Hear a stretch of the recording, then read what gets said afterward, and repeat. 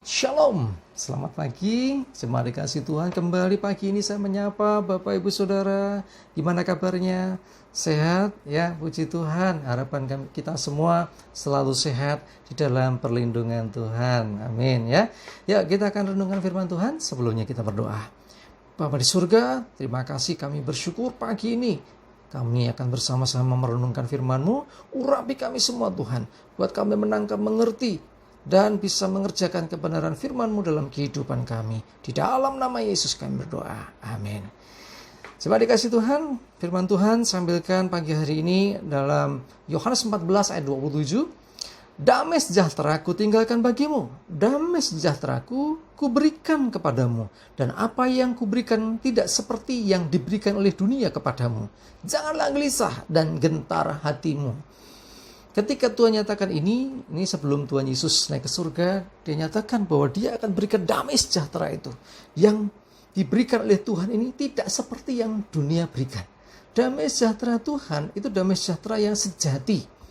Ya, bahkan dikatakan jangan gelisah dan gentar hatimu. Menghadapi apapun juga jangan gelisah dan gentar hatimu.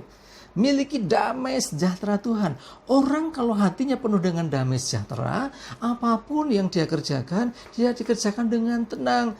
Tidak dengan kepanikan, tidak dengan kegelisahan, tidak dengan ketakutan. Walaupun kita tahu memang di tengah pandemi COVID-19 ini, banyak orang kehilangan damai sejahtera. Banyak orang diliputi dengan kepanikan, kekhawatiran, kegelisahan. Ini sampai kapan? Dan kami harus gimana? Banyak sekali keluhan, banyak sekali suara orang-orang yang kehilangan pengharapan. Kita sebagai anak-anak Tuhan, pastikan bahwa kita menangkap, bahwa kita memiliki pengharapan di dalam Tuhan. Amin.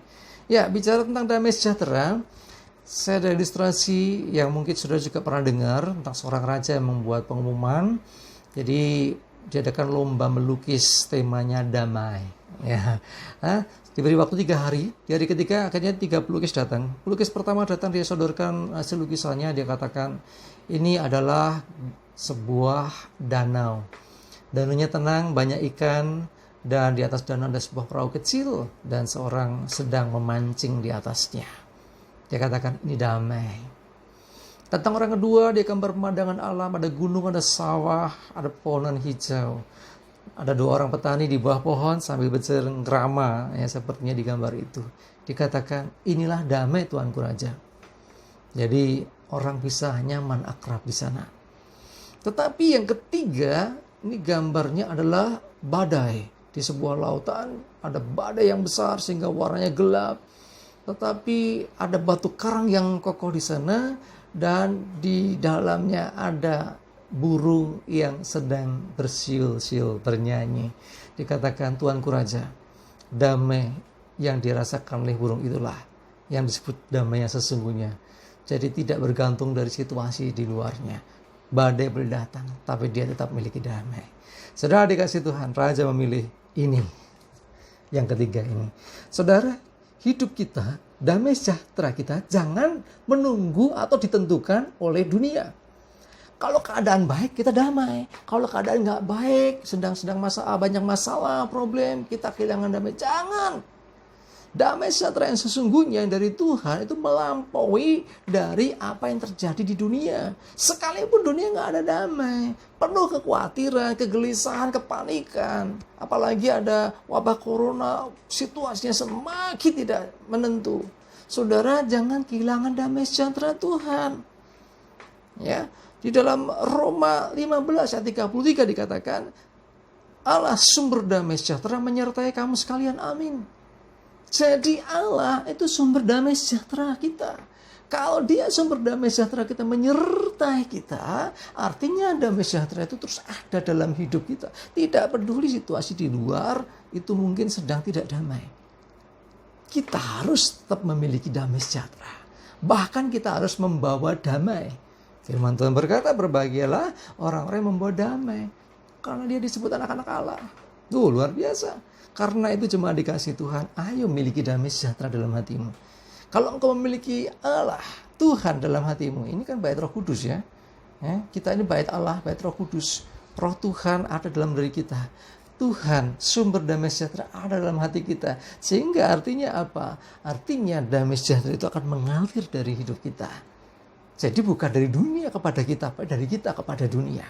Itu yang benar, damai sejahtera yang sesungguhnya. Kita pancarkan keluar, sehingga dunia boleh melihat. Sungguh hidup orang-orang percaya itu penuh damai. Filipi 4 ayat yang ke-7 berkata, damai sejahtera Allah yang melampaui segala akal akan memelihara hati dan pikiranmu dalam Kristus Yesus. Dikatakan damai sejahtera Allah yang melampaui akal, yang melampaui pikiran kita, memelihara hati dan pikiran kita.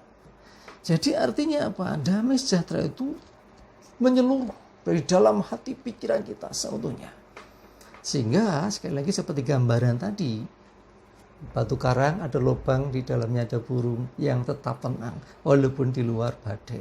Ini badai enggak damai, tapi di dalam ini damai, tenang sekali. Seperti itulah harusnya hidup kita di dalam Tuhan, penuh dengan damai, sekalipun di luar penuh dengan kepanikan. Justru dengan kita membawa damai, hidup kita penuh dengan damai sejahtera, itu akan menjadi kesaksian bagi banyak orang. Orang akan bertanya, kok kamu bisa tenang? Kok kamu bisa yakin sekali dengan hidupmu?